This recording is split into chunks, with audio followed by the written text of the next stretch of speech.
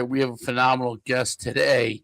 We have Coach Becker from Hand High School, football coach there. Tremendous amount of success at Hand High School. That's a place I played at the University of Connecticut. That's a place in Connecticut that's always had some really, really good players come out of there. Have great tradition, and it's a fantastic program. And Coach is one of our next guests in the long line of guys that have come around from applying their own version of Feed the Cats system, focused on sprint based football and speed development, being at the forefront of everything that they do in order to help get their team better, and speed being at the forefront of hopefully having great success. So it's great to have Coach on to talk more about that. Obviously, I have my co-host here, Coach Depascale, as well. He has been the what's the best word for this, Derek? He has been the researcher responsible for finding every one of Tony guys that work with Tony Holler and affiliated, and we've been talking to them, and myself as a guy who coached track for a long time, ran track and obviously played football at Division I level. This stuff is it's kind of stuff that I've talked about a long time ago. It's amazing to see it applied greatly into a system that you have a lot of disciples that are starting to talk about. It's not just like a couple of guys on a hill. So it's really, really great. So, Coach, it's great to have you on. I'm honored, fellas. First of all, just grateful to be with you guys. I know I'm talking to you deep in the heart of Jersey. We're up here in Connecticut. We're not quite as good as Jersey football, but we're doing our best. My why, I coach to help boys become authentic men who will impact the world for good, who will show up big in their communities. I'm an imperfect person, and I'm an imperfect coach. I'm always striving to get better and learn. And the wisdom of Tony Holler and the Track Football Consortium has helped me do that. There's no doubt about it. And how did you kind of get affiliated with them and start kind of evolving towards what they were doing? That's a great question. For me, I was coaching a smaller school, trying to turn around a struggling program. It was summer of 2018. I was mowing the lawn. I listened to Run the Power podcast, and I heard Tony speak, and it kind of blew my doors off. He helped me understand the difference between speed work and conditioning.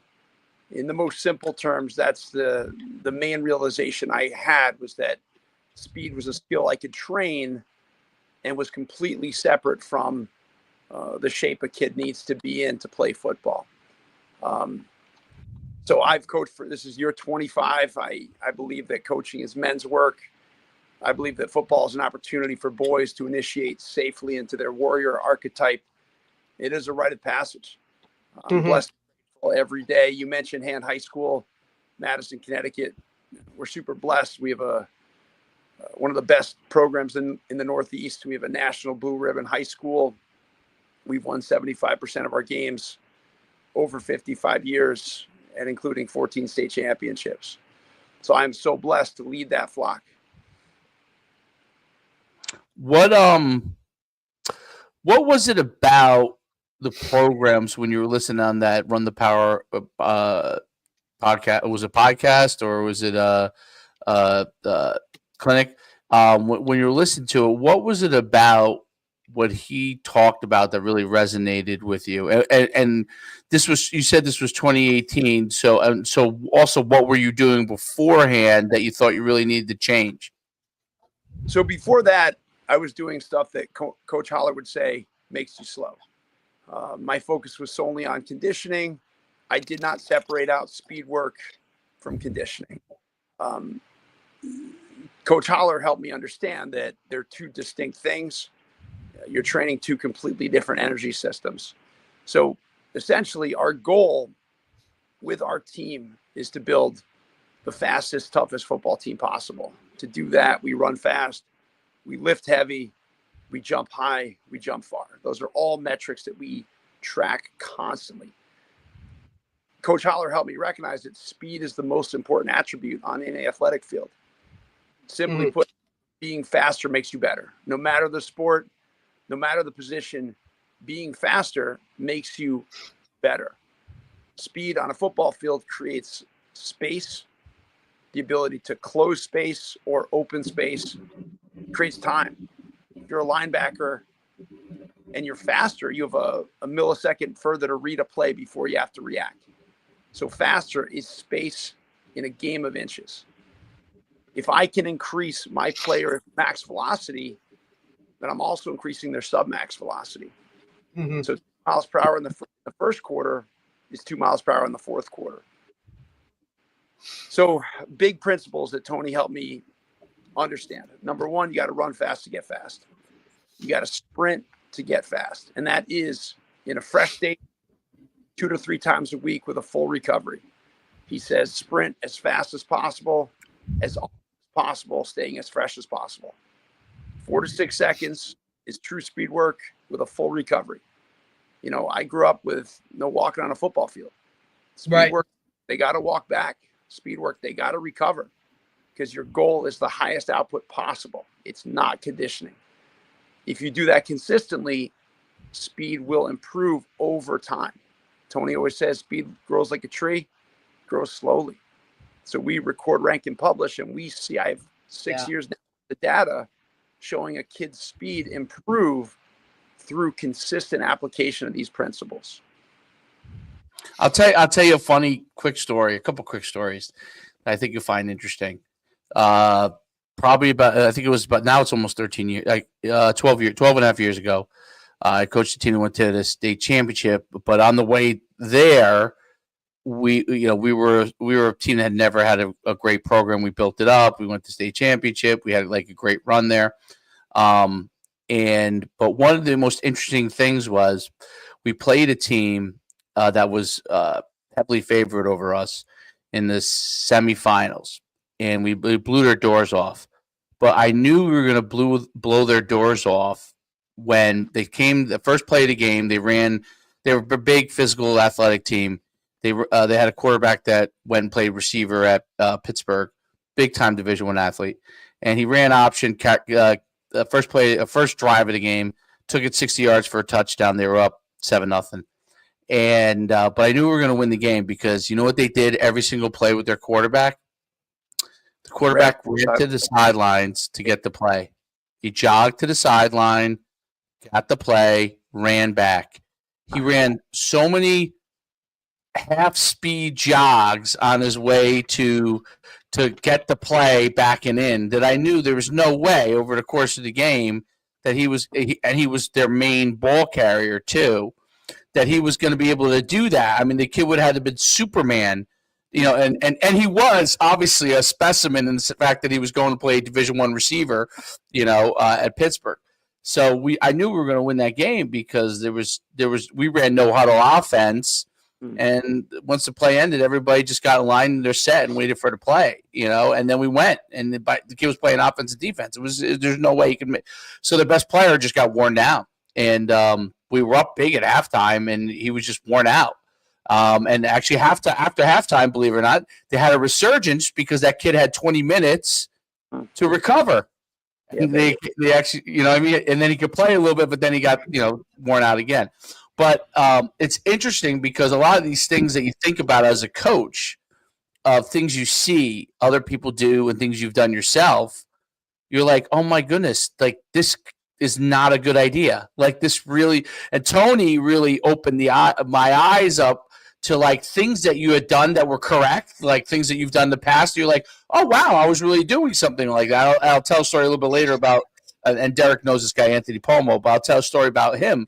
But and then we did things we were doing and things that we were doing incorrect, like too much conditioning, too much running, and those kind of things. Talk about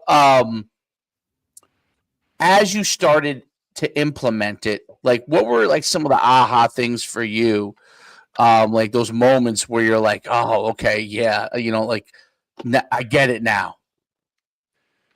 Well, most importantly, it was seeing the data the results are data driven, seeing the data support what Tony was saying, and then seeing the results on the field. Mm-hmm. So I've followed his teachings for 5 seasons. We've averaged 8 wins a season for 5 seasons, including 3 conference championships and 1 state championship. I have speed data on, probably 150 kids now showing their speed improve, and then that translates on the field to success. That is a part of our program. Our program is proud. We expect to win. We expect to be champions. I stand on the shoulders of giants. Speed training is one more piece of that program that helps us become the most athletic we can be on Friday nights. What were some of the improvements you've seen when you started tracking, from the time you start like winter work, working out in the wintertime and training, then to the time they come into their season? What are some of the improvements that you're seeing on your athletes? So the goal is big and fast. We train speed first. We lift heavy, in the weight room. We lift heavy. We're always trying to recruit our fast switch fibers. We're majoring in the majors. We're deadlift. We're clean. We're bench. We're squat. Right. The main improvements we see in kids is the translation of the field is in speed and power. Their ability to express explosive power is something that when I started doing this, I saw it right away on film, and it measured out in wins and losses. Yeah, definitely. From a it's interesting because like I've seen Tony's program and Coola's program, and you posted some of the different kind of ways that they talk about it. Are there some differences that you've seen between some of the guys and how they kind of apply things? And is there a difference between maybe you're applying some things? Because I saw Tony on a recent he just did something with Kula. I don't know if it was a couple of days ago or what, but came to my feed. And but before that, he was in a group, and they were talking about training and lifting, and he was talking about like squatting and heavy lifting, and how you have to there's a balance there, because if you they're talking about structurally with like the spine and trying to eliminate stiffness and all those kind of things, how that could affect you as an athlete. How do you apply because that's such a hard thing. Because in football, you're trying to get stronger, especially your offensive lineman, right? Right. And then your skill guys, you want to make sure that you're balancing the speed with obviously getting stronger. What are some of the things that kind of core things that you try to stay to keep your guys developing? So in the weight room, Brian Kula is my main influence. Okay. As you guys know, is a famous football track coach from Colorado. Most prominently, he's known as Christian McCaffrey's coach. Right. He's a track football consortium legend. His whole philosophy is that the weight room needs to enhance what we're doing on a track to make a kid faster. I am completely in his camp, because I have to get my kids into hypertrophy. I have to focus on getting them bigger and stronger because they're adolescent boys, so we need to put weight on them. In order to do that, we're going to focus on our core lifts. Brian Kula is a huge deadlift fan. The hex bar deadlift is my favorite lift. In my opinion, it's all the benefits of a squat, hitting 251 lower body muscles plus posterior chain development. So you're developing everything through your core, through your back, right up to the base of your skull, working your grip strength, your traps. And when we hit heavy deadlifts, we're releasing our own anabolic hormones, our testosterone, our HG1. We're forcing our body into that anabolic state. We track mass specific force, which is a metric that comes from Barry Ross, who wrote Underground Secrets of Faster Running. That is your hex bar deadlift divided by your body weight. Yep. Yep. 1.5 is good. 2 times your body weight is great. 2.5 is elite, and anything over 3 is world class. We've had a few kids deadlifting 3 times their body weight, and they are by far the most explosive, twitchy kids we have. Was that the study where they did the they used some of the Olympics female sprinters, and they were able to test like how much higher they were with the hex bar lift relative to what their body weight and their speed, and then they were able to calculate their sprinter speed from that. I think that was the thing, because I remember when I was. Is that right? Am I right on that, or is yeah, I'm not... yeah. Barry Rock in his book found that the greatest correlation from the weight room to pure speed was the hex bar deadlift. Derek, you remember when I said that back when we were at RBR? I used to tell that to our strength coach. That was always a little bit of a coach. When we took over this program, Coach, we were all excited, right? Great weight room. They had a strength and conditioning coach on staff, just another piece to add to it. We walked in there and we're looking at the workout, and we're starting to question some things because we're not seeing the main big lifts, right, that we were expected to see. So it was always kind of a back and forth of I think we need to lift heavier to get better. So Coach really kind of hammered that one home when we went in there. It sure as hell wasn't on the board when we first walked in. I was like, we have to hex bar. Like, there's an actual study. He did look up the study. I remember that. But it's funny because I saw that, he did his research eventually. I found it because I was an NFL agent at the time, and we would research training facilities like Tony Villani was one of the great. I used to send my guys, this guy Kavanaugh down in Virginia, is very good. And there was a guy out in California that had a lot of the higher, that had taken some guys away from Exos, had a lot of these higher draft guys. I can't remember where he was, and he had a whole podcast on this exact thing that you're talking about, and that's how I saw it. And he was having great results for the combine for his guys in 40.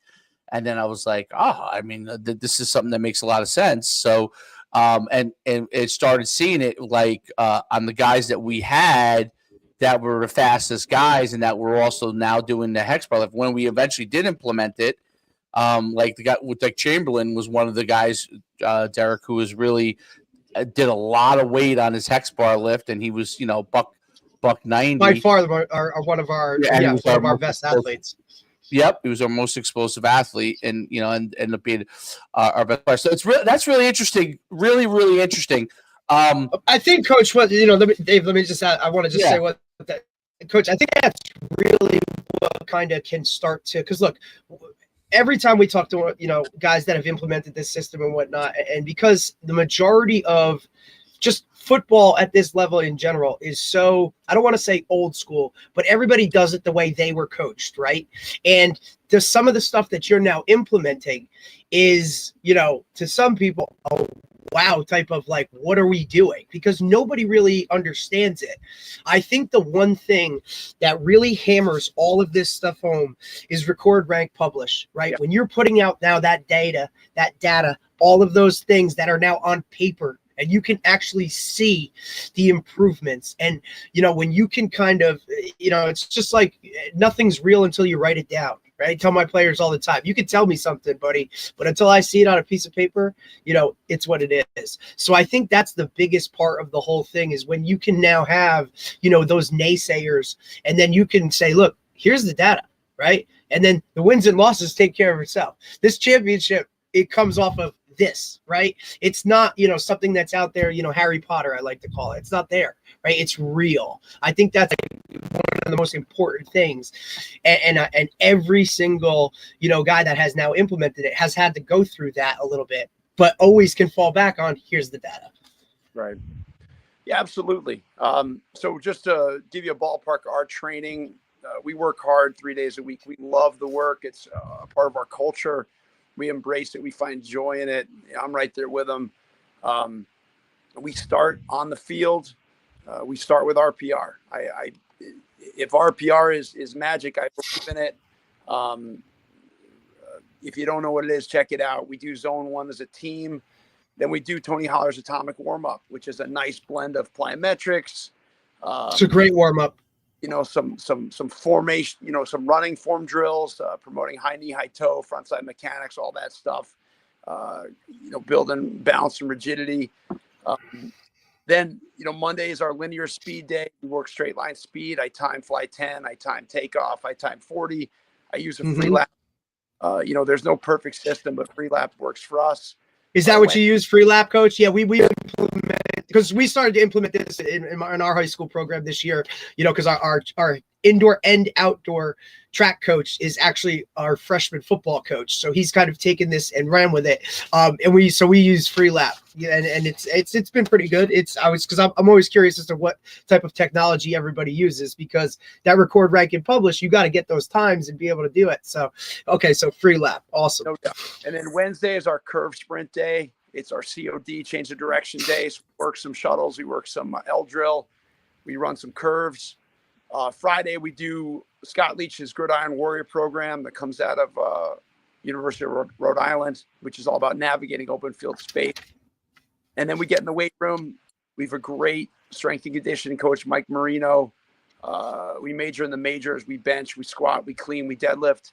And we combine those with plyos in the weight room to get a bit of a French contrast, whether that's a banjo jump, drop jump, a box jump, something like that. Mm-hmm. The metrics we track 40, we track fly 10, 30-yard run in.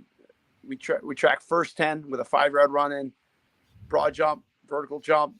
We track roll 90, which is a neat change of direction metric where they got a 5-yard run in, taking 90-degree cut, 5-yard run out. And then in the weight room, we track bench, squat, clean, and deadlift. Is that a Mark Hoover? Yeah. It's a great little metric, and the kids have fun with it. Yeah, we had Mark on, I think 2 weeks ago, and he was talking about, he was awesome. He's great. Yeah, he's phenomenal.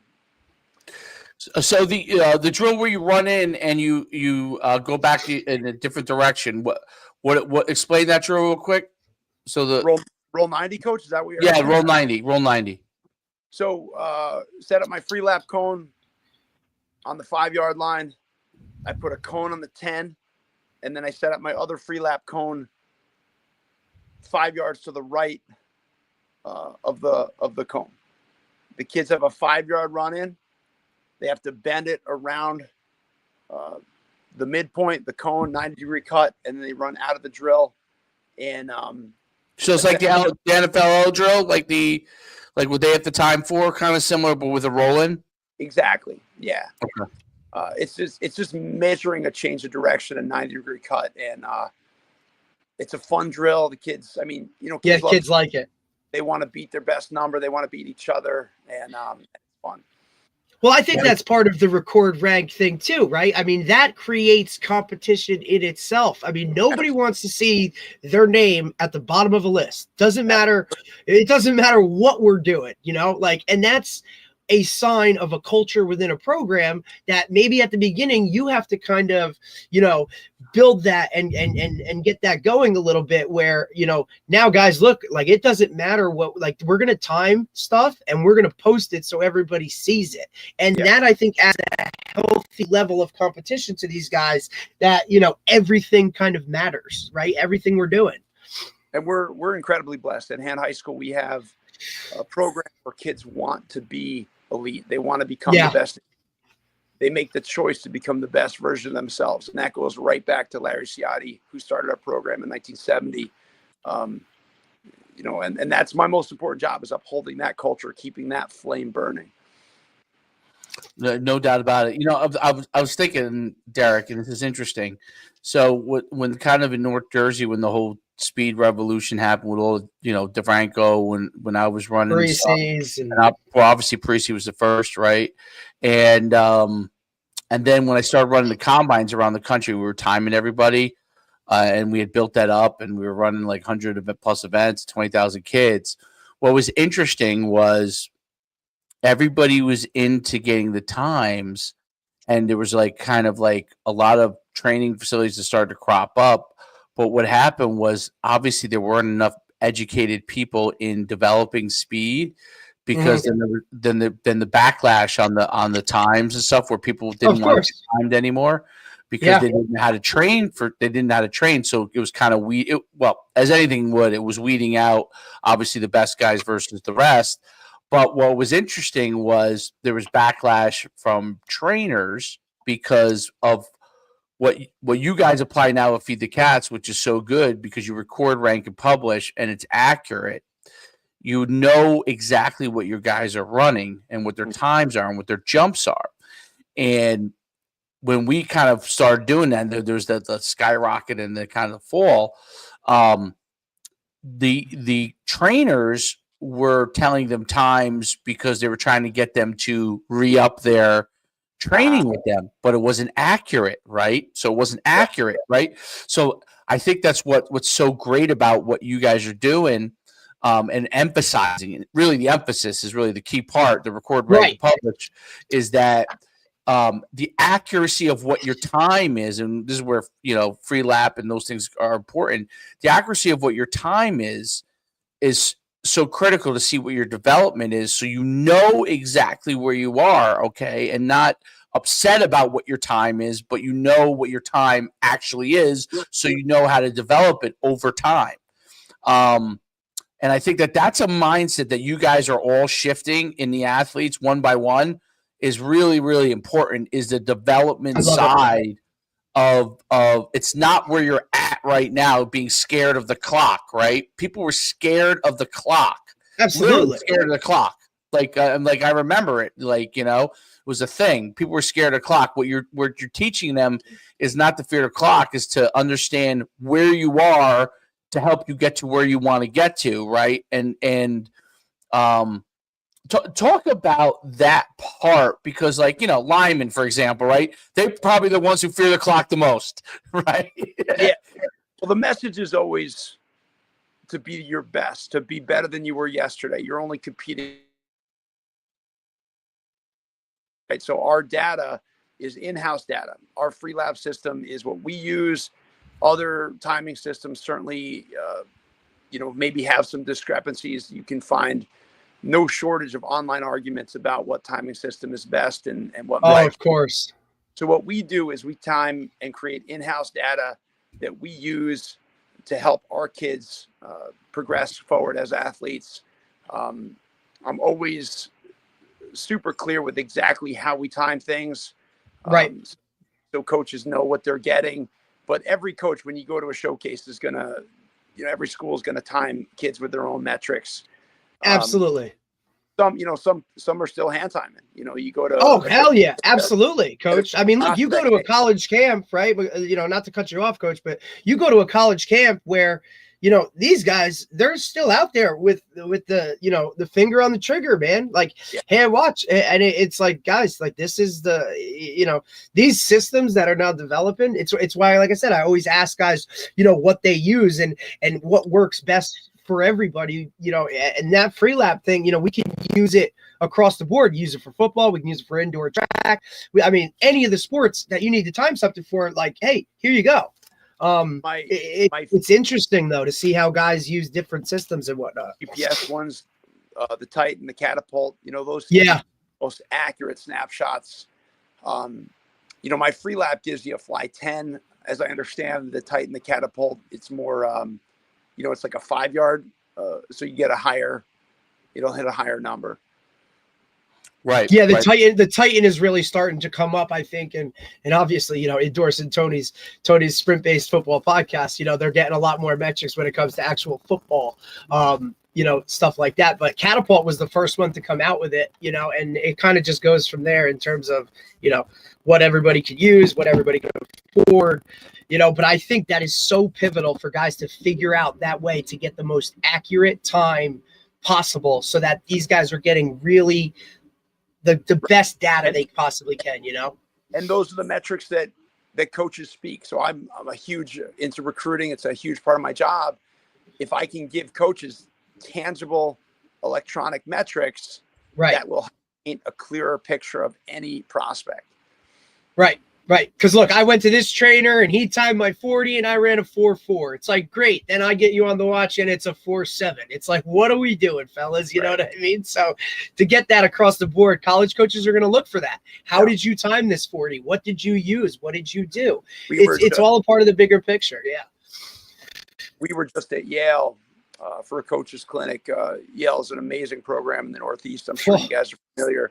Tony Reno is one of the best coaches I've ever been around. They use broad jump as one of their main recruiting metrics. And broad jump is a measure of explosive power, and for any athlete.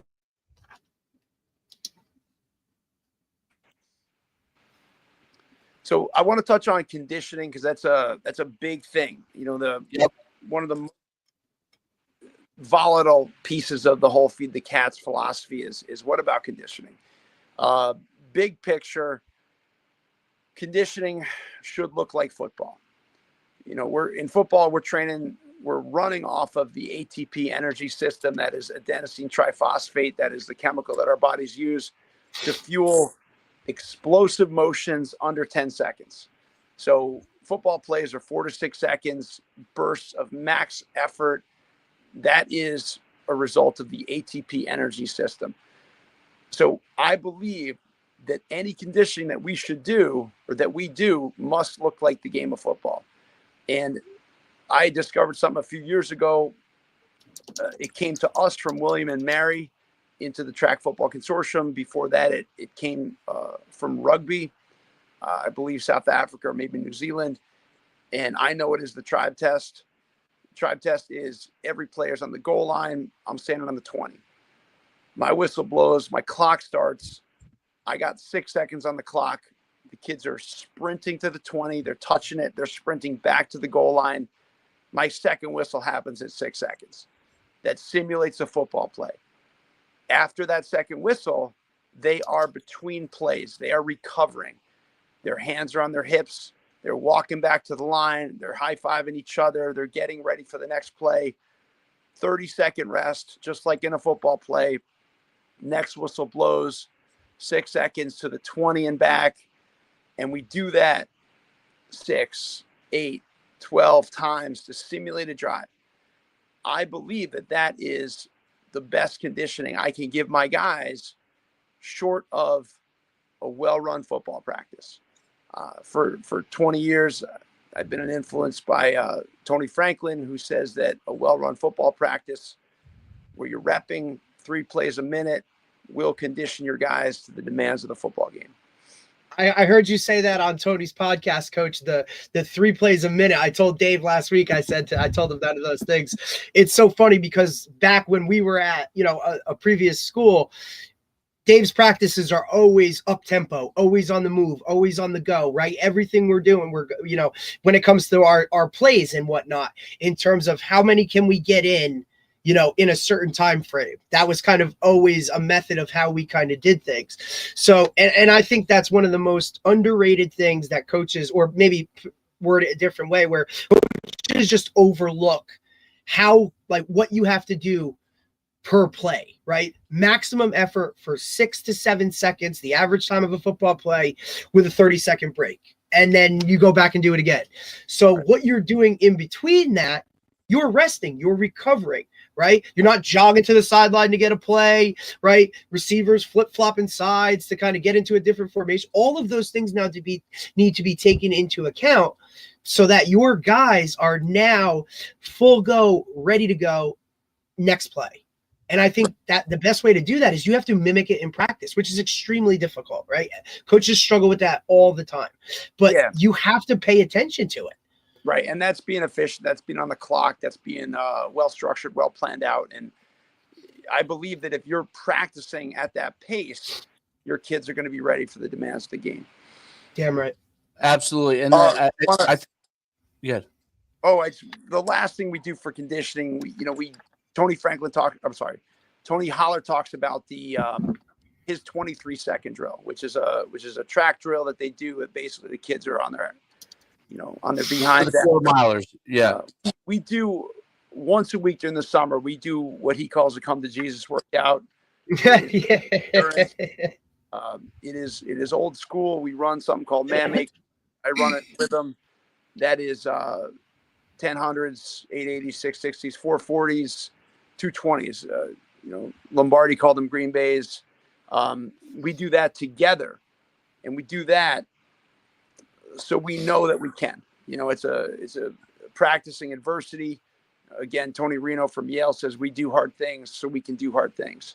It helps us find our edge, and it helps us get tighter together. I mean, nothing bonds us like running man makers together on a Friday morning in the summer.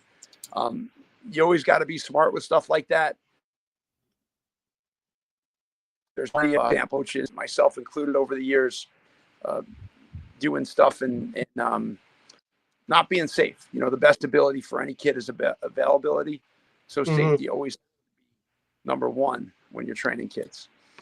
Well, what's the tribe test? Tribe test. Yeah. One more time. Tribe test. Everybody's on the goal line. I'm on the 20.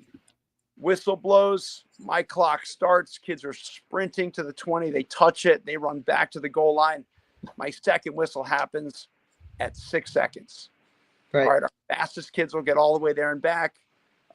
Mids will get there and back to the 10. The slowest kids will get to the 20 and maybe back to the 15. After my second whistle, they have 30 seconds to recover.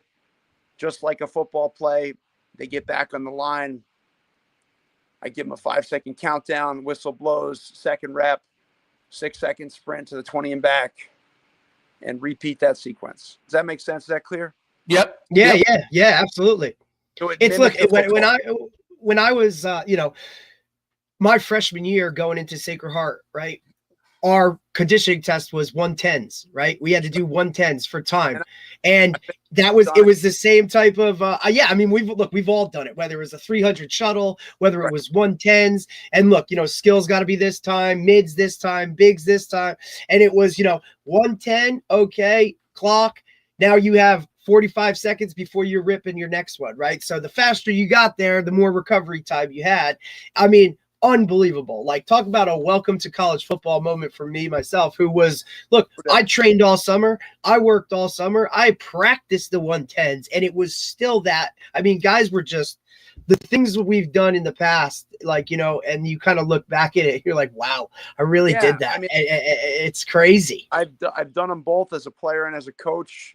As a player and a coach, 300 shuttles, 110s, full field gassers, half gassers. I've done them all as a player and a coach. I think I've evolved. I think I've grown. I want my conditioning to look like football. I want it to be high. I want it to be 95% of their max speed or faster. I want to stack anaerobic work to create a high sprint capacity and speed reserve. That's really interesting. The thing I learned, and Derek knows him because I don't know if you played against him, but he was in the same. We were in the same group when I was coaching. We had this kid, Anthony Pomo, was our quarterback. Was a bullet. He was the state 100-meter champ and held the school record as well in the high hurdles. So he was 13.9 high hurdler, 10 high 10s FAT in the 100. And went on to run track at UConn, actually. Stud. Phenomenal football player. He's just about $155, you know what I mean, at 5'9". Yeah. But one of the things I learned from him was he was a 100-meter state champ. He never trained for the 100. And I'll tell you what's interesting. He was a jumper, so he was a 23-foot long jumper. And 46 foot, high 45s in the triple jump, even though we rarely trained him in the triple jump, but just because we thought it took too much toll on him because of the 3 jumps, right? He basically trained most of the time long jump, which is basically like 10 to 15 yard sprints to getting, to get to a max velocity to be able to work on his explosion from the long jump and getting his timing right from there. And he worked on hurdling in his start and his hurdling. And he did primarily that. And what was interesting about it is that he never ran like worked out with the 200 or anything like that? And this is in the 2000. Derek, what year did you graduate high school? It was 2000. This would be 2003 season, 2004 so for him it would be 2004. Yeah, it'd be 2004. So he didn't have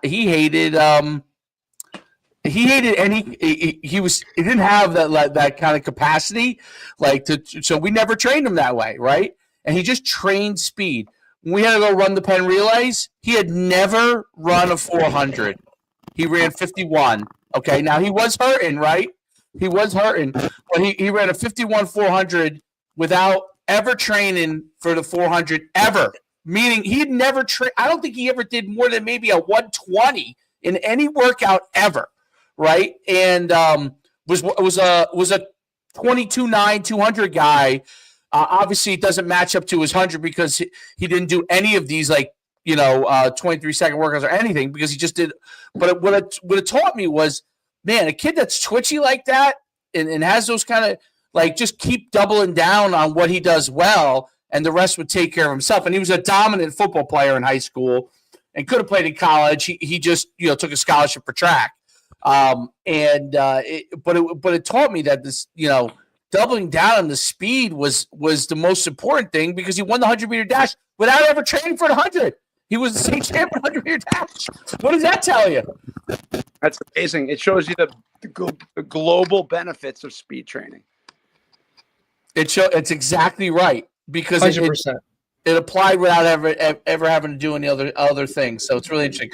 What do you think is next? What do you think are some of the things? So we understand RPR pretty well. I started applying it and doing it, and we're trying to. What do you think is next on the horizon that is starting to be worked on that you think is going to be important in speed development?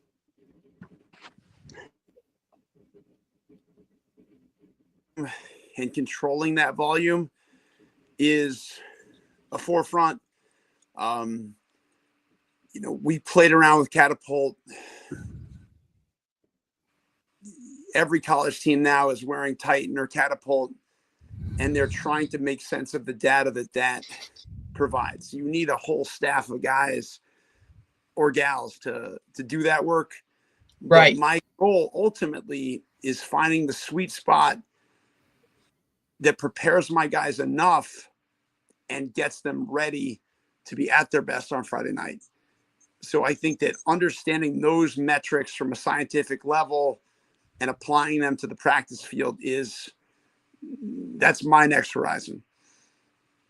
Very cool. Very cool. Coach, I can't thank you enough for coming on. Really, really great having you on. Appreciate it, Coach. You're at the forefront of changing the way a lot of people think about things, and it's great to see. Thank you, guys. God bless. All right, Coach, have a great continued day. success. We'll talk. Thank you. All right, bye.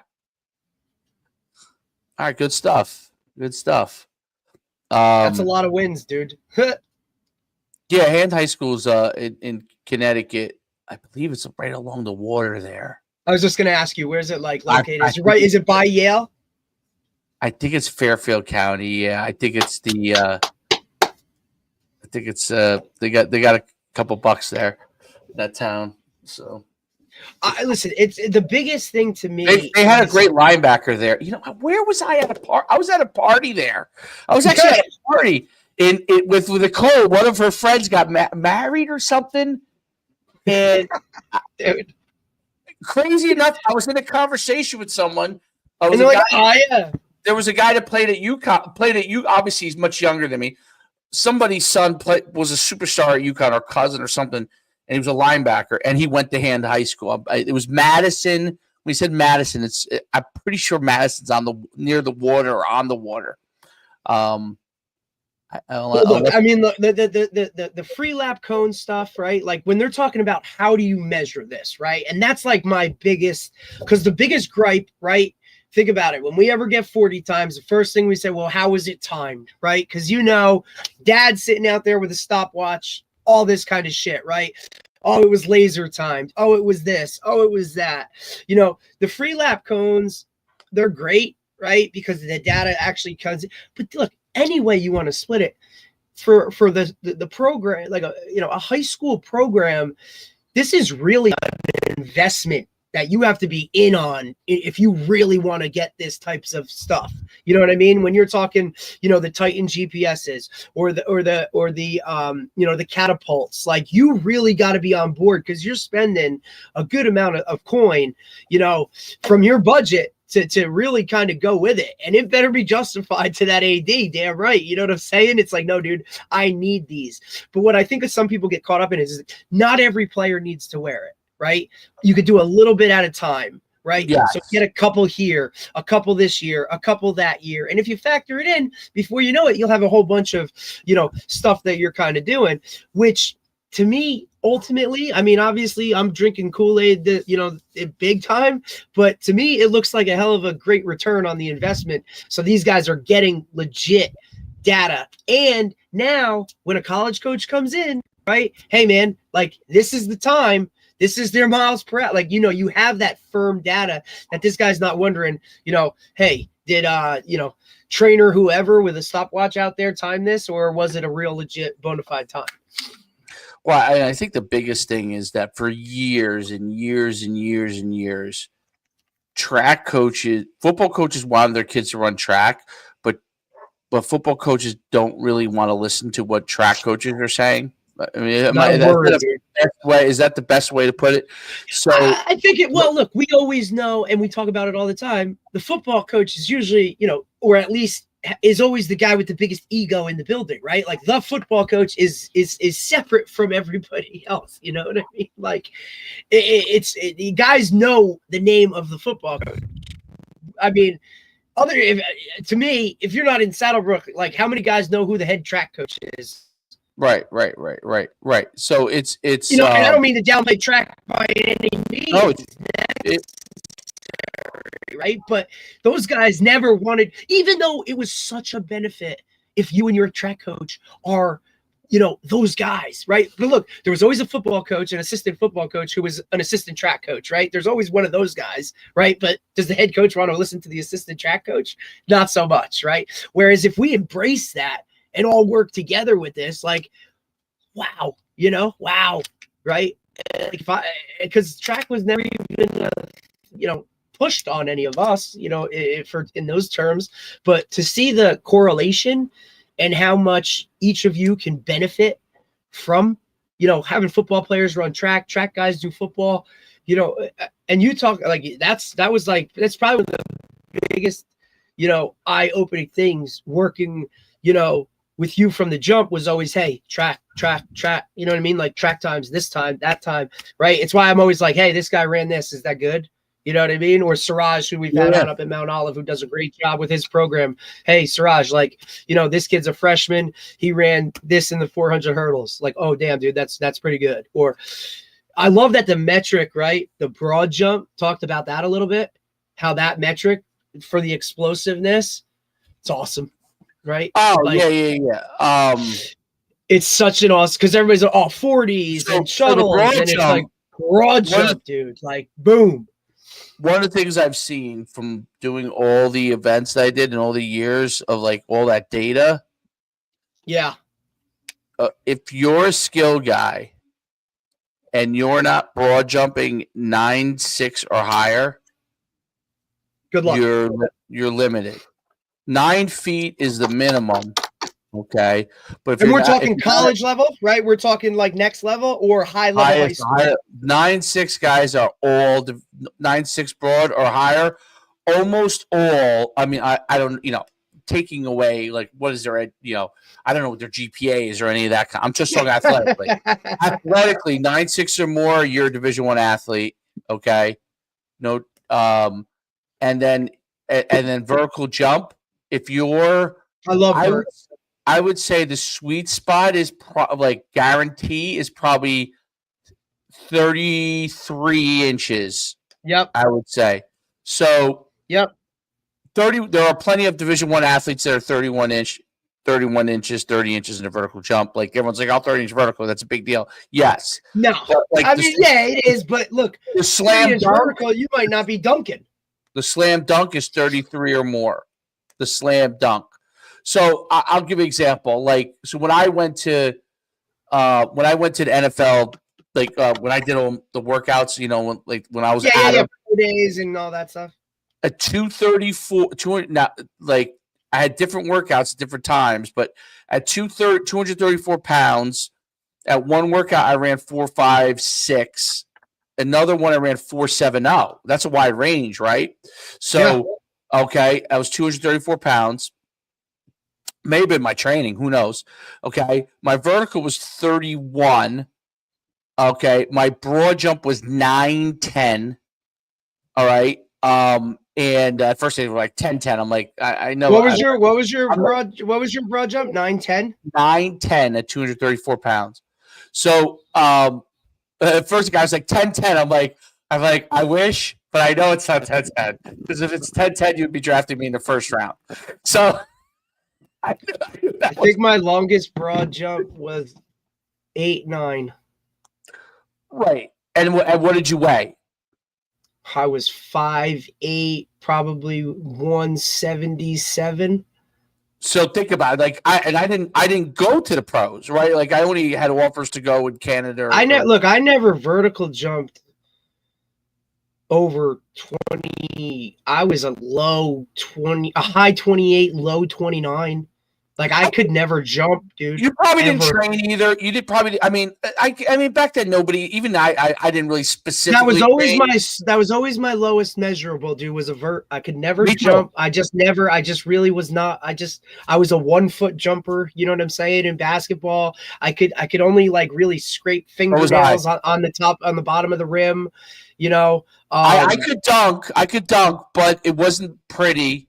Well, I always, and you'll laugh at this, right? So obviously, I used to get so pissed because my elementary school gym teacher, right, used to always say, "Hey, man, your old man used to be able to jump like crazy, and really? you ate your old man." And I used to get so pissed, dude, because my old man, he could never dunk because he couldn't palm the ball; his hands were too small. Right. But he could dunk a tennis ball, right? And I couldn't even come to the rim. Like I couldn't even get that. And I used to take shit for that all the time, and it fired me up. But my old man was way faster than I ever was.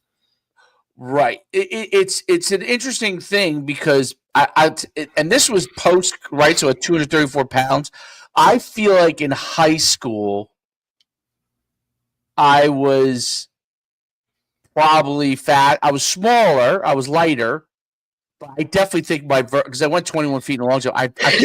I feel like I probably at least jumped that, if not farther. Question. We didn't work speed in college. You know what I mean? Like, oh shit. I mean, listen, I just know that if I was, Coach Joffrey, really, that we've had on the show, kind of took over our strength program at Sacred Heart when we kind of got there, right? When I came in, because I came in with a new coach. He had just come in. He was kind of revamping the entire strength program as we came in. I remember I came in the best shape of my life, right? Like going into camp, I was in phenomenal shape, working with Mike Smith, like nonstop. I was explosive. I was the works, right? And I remember going in I was 5'8", 5'9"-ish, 196, right? Best shape. But I felt really, really strong, but I sure as hell didn't feel fast or twitchy, right? So Coach, and we talked about that. Like, Coach Joffrey sat down and said, well, how do you physically feel? Right. And I said, I don't feel like I could cover somebody if I need to. I feel like I could tackle somebody, but I sure as hell don't feel like I could cover somebody going down the field. He's like, all right, well, let's tweak some things and do whatever. So we tweaked some things. I got down to like 187, 185-ish. And I felt that was smart on a whole different level. Right. And look, if it just played into my mental capacity, right? I felt so much better, right? Trying to do the things that I was being asked to do, weighing 186 or wherever that was, rather than 196. Like, I just felt too big. And Tony's talked about this. The biggest mistake you can make, and I know this now, and I made this mistake myself, okay? And coach, I didn't want to kind of go in on it, but I don't believe in trying to gain weight. No. Okay? I believe, especially at the high school level, right? Because puberty still factors in, man. You know what I'm saying? It's just so different. Yeah. Now listen. Now if you're a guard, okay, I get it. As you get you're in college, if you don't gain weight, you're a 260-pound guard. You're not going to we got problems. Yeah, you got to make. So I understand there's a balance to it, but if you're talking optimal speed, if you're talking skill player, okay, even linebacker, and I guess linebacker might be the borderline position. Linebacker now, Dave, you're a strong safety. Yeah. So and for what I was a borderline outside backer, right? Like I was an in the box safety. You know what I'm saying? Like, which is why I would run at these guys directly because we talked about it. Like they made so I felt like I was the fastest my junior year. You were probably the fastest linebacker. Well, I was the fastest linebacker at 234 pounds, still running 4.6s. But yeah, no doubt. Linebackers in your day, Dave. I thought I was faster the year before I came back from my back injury where I was out. Oh shit! You were like, you're not lifting heavy. I was just sprinting. I was only 220 pounds, and I played that year, even though I was the fourth guy. Like I was the rotator, and then I became the starter. Right. But I played that year at 220. And I felt really, really fast. Okay, dude, I'm telling you, I wasn't as knowledgeable as it was the next year. So I was a better linebacker the next year. I was bigger, but if I had stayed, maybe if I just gained a couple pounds, like 225, maybe 220 is a little light in the ass. But if I was gonna instead of going like to 230, I feel like that would have been a sweet spot. Like you have to find your sweet spot. Right. And I think you need to also take into account, like, what are you being asked to do? Right. Like my junior year as a strong safety at Montclair, like, man, I was supposed to be taking on fullbacks and pulling guards and setting the edge and shit, dude. Like I had to bump up to, I was at 205 my junior year. Like I needed you worried about getting beat up. I didn't want to be like you tell me I got to set an edge on a fucking pulling guard. Like I'm not about to hear the linebacker get pissed because he can't scrape over the top of me or turning this thing back in. Like I think the question becomes, and I don't know if anybody knows this answer, is the optimization of what you're like. So should you have been 205 or should you have been 195? Like what is the speed that you're moving at? And also the size that you have that equates to being able to handle the role you're doing, right? 100%. So you definitely couldn't be 160 in that role. And no. You couldn't be 225 in that role. You'd be 212, right? I had dropped to, right? Because when I came back from Sacred Heart to go to Montclair, it was, hey, you're going to be a slot receiver again. So now I'm like, now what's my thought process? Speed. Oh, shit. I got to be able to fly, dude. So I went from I left Sacred Heart at, I want to say 181, and I went down to 168 in a summer, and I was flying, but shit, I sure as hell wasn't, my thought process was catching footballs and getting small, getting skinny and wiggle and pass people. I wasn't thinking about tackling people. Then when I had to switch roles and go to the defensive side of the ball, different thought process, right? But I don't know if I shocked the shit out of my body by drastically changing those weights throughout college. I could have never done that in high school. Absolutely not, right? Still growing and developing and doing all that. You should try to just be the best version of yourself, man. Yeah. If you're gonna, look, they'll move you in college weight-wise, and hopefully as everyone continues to evolve, that they start. I think the key is it's not about at the college level. High school, I don't think you should. At college level, wherever you end up going, it's about optimization of performance. Like what's the right weight for what you have to accomplish, and what speed do you need at that weight to be able to accomplish it. So and it's so different, right? Because these guys, you see these guys as sophomores, right? And what's the first thing they tell you? Coach, I got to put on weight so I can do this. I got to do this. Buddy, your body is still growing, developing. You know what I mean? Like just let it happen. Okay. And then you start to figure it out as you go. Now, look, are there some obese kids that come in and we're like, buddy, we got to cut some of this stuff? Absolutely. Like, but look, you're not thinking like, hey, dude, we need to cut 40 pounds off a high schooler. Like that come on, man. Like we need to be healthy about this and go about it in the right way. And I think it takes care of itself as long as, and Coach mentioned it, like you got to have a set plan in place, right? Like how many times we laugh when guys are like, you're like, what's the practice plan? Oh, we're going to this, well, where is it? Like, I need to see it. Everything needs to be calculated out. Some of these guys that are just like, hey, we're doing this workout. Well, why? Like, you're trying to do, you're trying to be a air raid spread team, yet you're trained in this way. It all needs to correlate and line up so that you can get maximum out of everything. Yep. There's no doubt. Coach was excellent, man. Hey, he gave us a little props for Jersey. We're not as good as Jersey football. Like, hey, settle down, Coach. We're like, it's all good, buddy. Settle down. I don't know. You could come down here and you could coach too, Coach. Like, we're all good. But thank you for that. I really appreciate it. Made me feel good about ourselves, because everybody's hammering on us for being Jersey guys. Like, okay. I know. All right. So till tomorrow. No, tomorrow. Wednesday? Thursday we have Jeff Moore from what I think he is where Coach Moore is Tabor Academy, so we're going back to Connecticut. So he's the head coach at Tabor Academy up in Connecticut. Tabor, Connecticut, or is it Rhode Island?